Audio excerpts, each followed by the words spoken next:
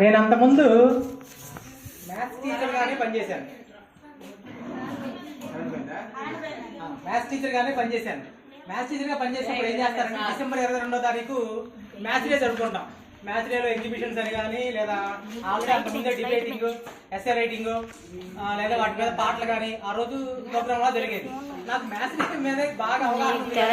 యాక్చువల్గా science day రోజు నేను ఓన్లీ మీలాగా కుర్చీలో కూర్చొని చూడటమే, మీరేమో అప్పుడు కూర్చొని నేను కుర్చీలో కూర్చొని చూడటమే. సైన్స్ టీచర్లు అంతా ఎక్కువ పార్టిసిపేట్ చేస్తారు కదా.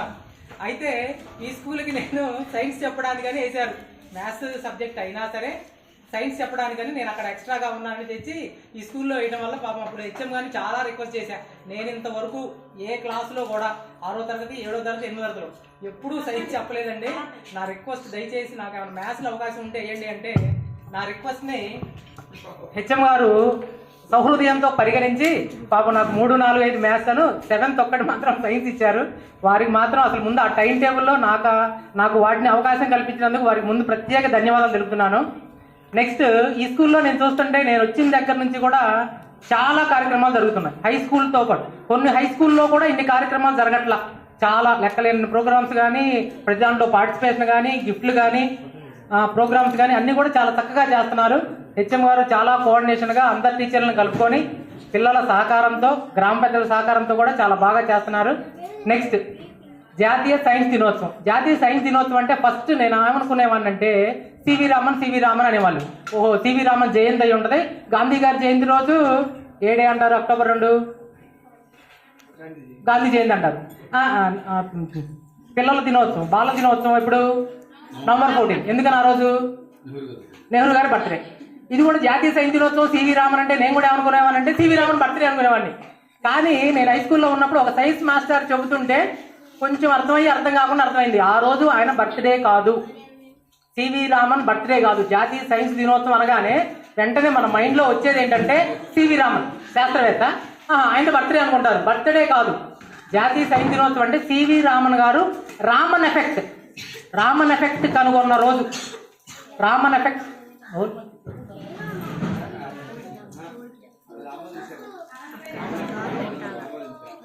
ఎఫెక్ట్ కనుగొన్న రోజు సివి రామన్ గారు రామన్ ఎఫెక్ట్ కనుగొన్న రోజు. రామన్ ఎఫెక్ట్ అంటే ఏంటి అని నేను ఒక సైన్స్ టీచర్ని అడిగితే నాకు చెప్పారులే కానీ పొద్దున నిన్న నాకేదో కొంచెం అర్థమైంది, నాకు బాగా అర్థం కాలేదు.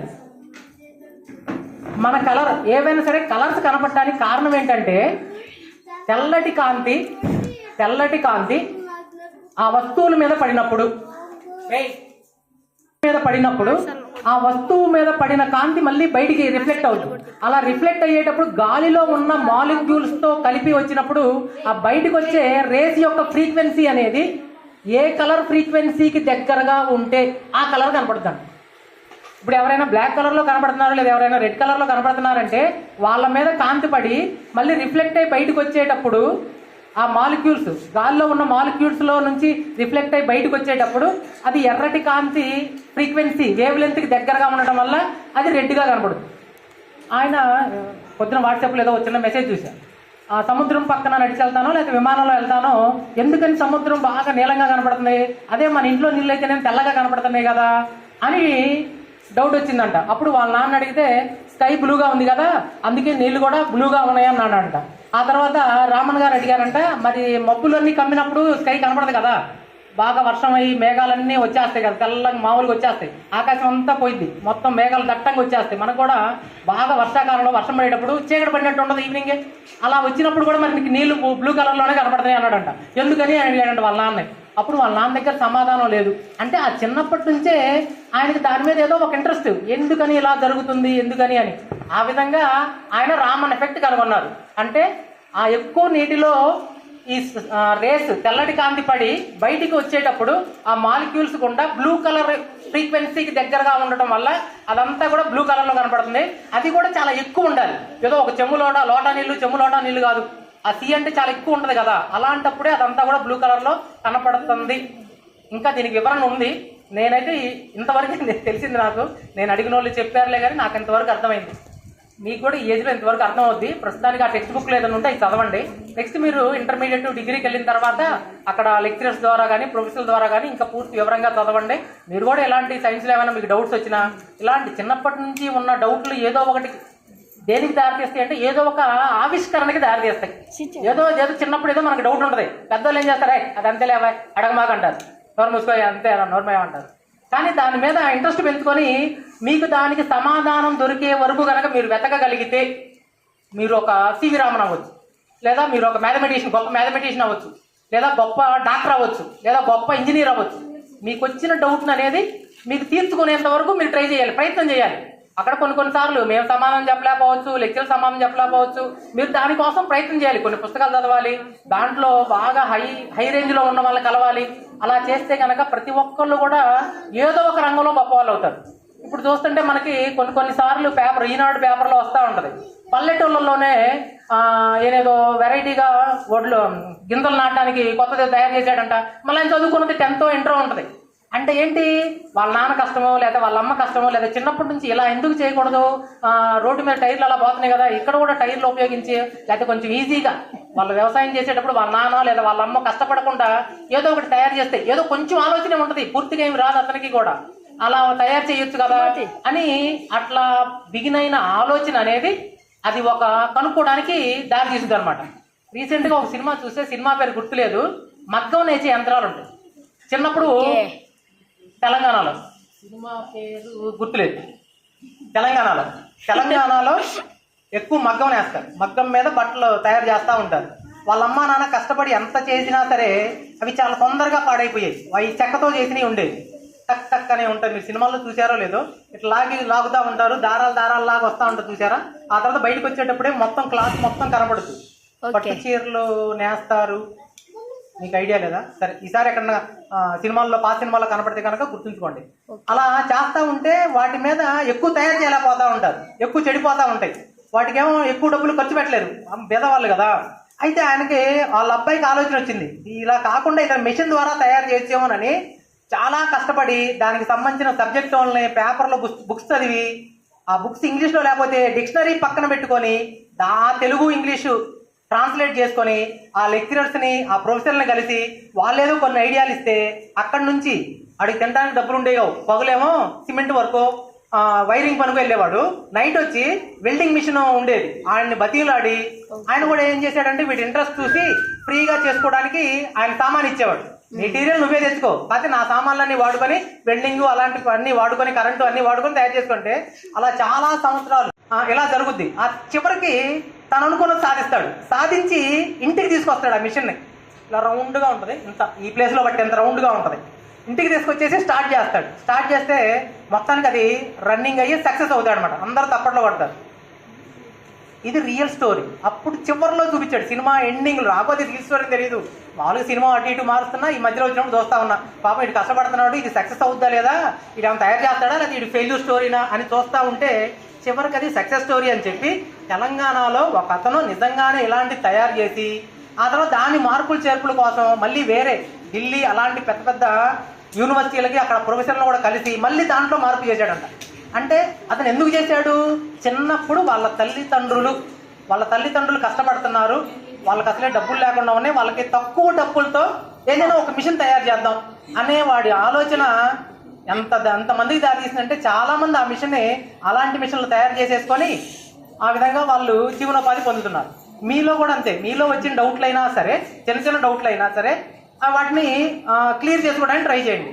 ఇక్కడ క్లియర్ అవ్వలేదు అనుకోండి నెక్స్ట్ లెవెల్, అక్కడ క్లియర్ అవ్వలేదు అనుకోండి నెక్స్ట్ లెవెల్, అలా ప్రయత్నిస్తూ ఉంటే కనుక మీరు కూడా గొప్ప ఆవిష్కర్తలు అవుతారు. ఈ అవకాశం ఇచ్చిన హెచ్ఎం గారికి ప్రత్యేక ధన్యవాదాలు. Thank you. మంచి విషయాలు నేర్చుకునే సందర్భాలు ఇవన్నీ మీరు మర్చిపోకూడదు. సార్ చెప్పిన గొప్ప విషయాలని మీరు మనసులో ఉంచుకొని మరి సైన్స్కి సంబంధించి కానీ ఏ సబ్జెక్ట్ అయినా దాని లోతుగా విషయాలను పరిశీలించి ముందుకు వెళ్తారని ఆశిస్తున్నాను. ఇప్పుడు మన నాయక్ మాస్టర్ మాట్లాడతారు. కార్యక్రమానికి అధ్యక్షత వహిస్తున్న మన ప్రధాన ఉపాధ్యాయులు సీతారామయ్య గారికి, మరి నా తోటి ఉపాధ్యాయులందరికీ కూడా సైన్స్ డే శుభాకాంక్షలు తెలియజేస్తూ విద్యార్థులందరికీ కూడా ఆశీస్సులు అందిస్తూ, మాస్టర్ చెప్పిన దాంట్లో చాలా కరెక్ట్గా ఉన్నాయి విషయాలన్నీ కూడా. విద్యార్థులు ఎప్పుడు కూడా మీరు ఆలోచించాల్సింది ఏంటంటే నూతన ఒరవడికి అలవాటు పడాలి మనం. ఏదో ఒకటి ప్రయోగం చేయాలనే ఆలోచన మనలో రావాలి. ఆ ప్రయోగం చేయాలనే ఆలోచన వచ్చినప్పుడే మనం ఉన్నత శిఖరానికి వెళ్తాం. అది గుర్తుపెట్టుకోవాలి మీరు ఎప్పుడైనా. ఉదాహరణకి నేను చందలపాడు హై స్కూల్లో చేస్తున్నప్పుడు అక్కడ మనోజ్ అనే కుర్రోడు ఉండేవాడు. ప్రతి సంవత్సరం మనకి సైన్స్ సంబంధించిన విజయవాడలో సంవత్సరానికి ఒకసారి సైన్స్ సంబంధించిన ఇన్స్పైర్ కార్యక్రమాలు జరుగుతాయి.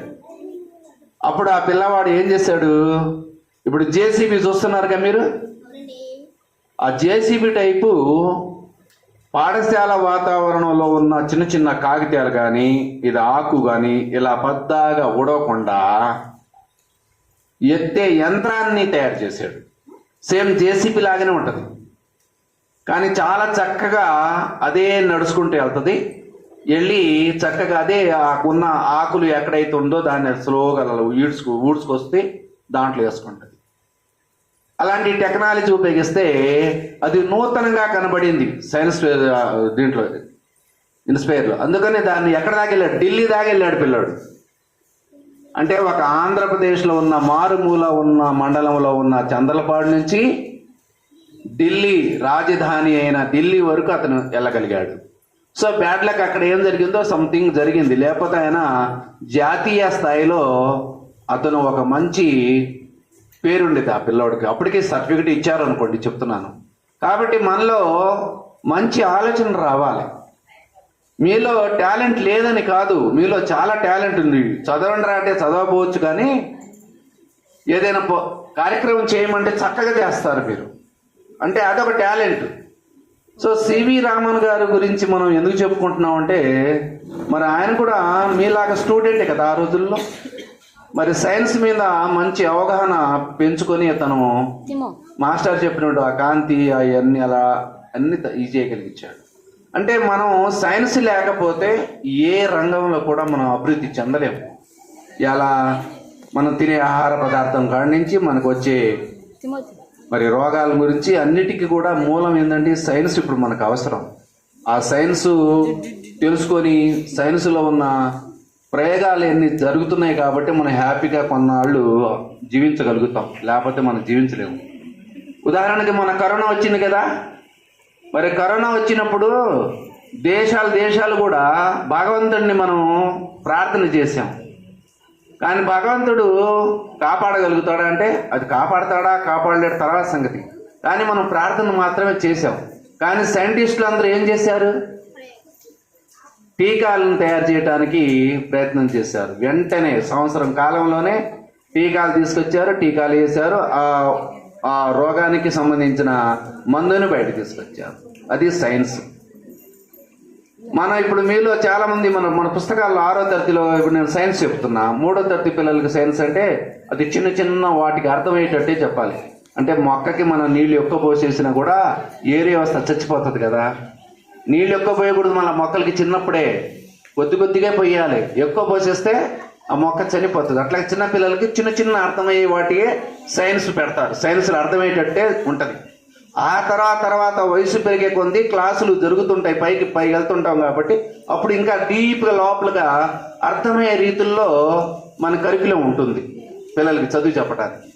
కాబట్టి మీరు ఇప్పటి నుంచే ఏదో ఒకటి చిన్న ప్రయోగాలు చేయండి. ఆ ప్రయోగాలు చేస్తే అన్నీ మనకి సక్సెస్ అవుతాయి. ఇంకా ఆలోచించండి, సైన్స్ లేని రోజుల్లో మనకు తెలియదు, కానీ సైన్స్ డెవలప్ అయిన తర్వాత మన శరీరంలో ఏ పార్ట్లు ఏముందో మొత్తం కూడా బయటకు తెలుసుకుంటున్నాం. ప్రతి అవయం చిన్న చాలా సన్నటి మన ఎంటుకలు ఎలా అయితే ఉన్నాయో దానంత సన్నటి ఏదైనా ప్రాబ్లం ఉన్నా మన శరీరంలో స్కానింగ్ ద్వారా బయట తెలుసుకుంటున్నాం. మరి అది ఎలా సాధ్యం? మామూలుగా అయితే సాధ్యం కాదు కదా. మరి దేనివల్ల సాధ్యం అవుతుంది? అది సైన్స్ వల్లే సాధ్యమైంది. సైన్స్ కనిపెట్టారు, ఆ మెటీరియల్ తయారు చేయడం కనిపెట్టారు. మన అవయవంలో ఏముందో కూడా బయట కనిపెట్టుకుంటున్నాం. రెండవది, మన కంటికి కనిపించిన సూక్ష్మ రంధ్రాలు లాంటివి ఉంటాయి, కొన్ని సూక్ష్మ జీవులు ఉంటాయి. వాటిని కంటితో చూస్తే ఏం కనబడదు. ఇప్పుడు ఈ వాతావరణం అంతా కూడా ఎలా ఉంది, మీకు చక్కగా బాగానే ఉంది అనుకుంటున్నారు. కానీ ఈ వాతావరణం అంతా కూడా సూక్ష్మ కణాలతో నిండా అలా తిరుగుతూనే ఉన్నాయి. అదంతా చూడాలంటే దేంతో చూడగలుగుతాం? దేంతో చూస్తాం? టెలిస్కోప్తో చూస్తాం. టెలిస్కోప్లో కరెక్ట్గా కనపడుతుంది. మరి అది ఎట్లా అయింది? టెలిస్కోప్లోను ఎలా కనుక్కున్నారు అంటే సైన్స్ వల్లే అది తెలుసుకోగలిగారు. సైన్స్ ద్వారానే తెలుసుకోగలుగుతున్నాం. ఇలా ప్రతి విషయం కూడా సైన్స్ ద్వారా. మన బాడీలో ఎక్కడైనా ఎముక ఇరిగిందా లేదా, పడ్డావు పరిగెత్తుకుంటుకెళ్ళి, వెంటనే అక్కడ చెయ్యి వాసిపోయింది, బుస్సని ఇంత లావు వాసింది, అందరం వాపు వచ్చిందిలే అంటాం. వాపు కాదు, లోపల ఇరిగిన చిట్లిన ఎముక ఏదైనా దెబ్బ తింటేనే వాపు వస్తుంది. అది చూడాలంటే దేని ద్వారా చూస్తున్నారు? ఎక్స్రే తీస్తారు. ఎక్స్రే తీయగానే అక్కడ పార్ట్ ఇరిగిపోతే ఇరిగిపోయిందని చెప్తారు, చిట్లిపోతే చిట్లిపోయిందని అంటారు. సో ఇలా సైన్స్ అనేది నిత్య జీవితంలో మనకి చాలా అవసరం. నిత్య జీవితంలో సైన్స్ లేనిది ఏది జరగదు. కాబట్టి మీలో ఒక నూతన ఒరవడి రావాలి. మీరు ప్రయోగాలు చేస్తూ ఉండాలి. స్వతహాగా ట్రై చేయడానికి ట్రై చేయాలి. స్వతహాగా ట్రై చేసినప్పుడే మనం ఏదైనా సాధిస్తాం. తినగా ఏ బాగా తీయగా ఉంటుంది కదా. మనం ఏదైనా ప్రయోగం చేస్తూ ఉంటే అదే వస్తుంది, రాకుండా ఉంటుందా? మరి ఇవాళ రోబోలు వచ్చేసినాయి తెలుసా? రోబోలు ఏం చేస్తున్నాయి ఇంట్లో తెలుసా? ఇంకా రాబోయే కాలాల్లో మనకి పని కూడా ఉండదు, రోబోనే చేస్తుంది. మొత్తం స్నానం కూడా రోబోనే చేపిస్తుంది నీకు. అంట్లు కూడా అదే తోమిద్ది, బట్టలు కూడా అదే ఉతకత్తుంది, అలా ఇల్లు అదే తుడిచేస్తుంది, అవసరమైతే అన్నం కూడా అదే వండిద్దంట. అవి కూడా వచ్చేస్తున్నాయి. ఇంకా భవిష్యత్తులో అన్నీ వచ్చేస్తాయి.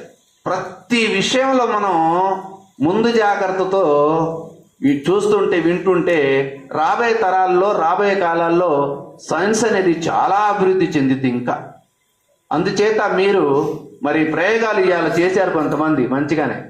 7th క్లాస్ పిల్లలు, 8th క్లాస్ పిల్లలు 6th క్లాస్ నుంచి అలవాటు పడాలి బాగా.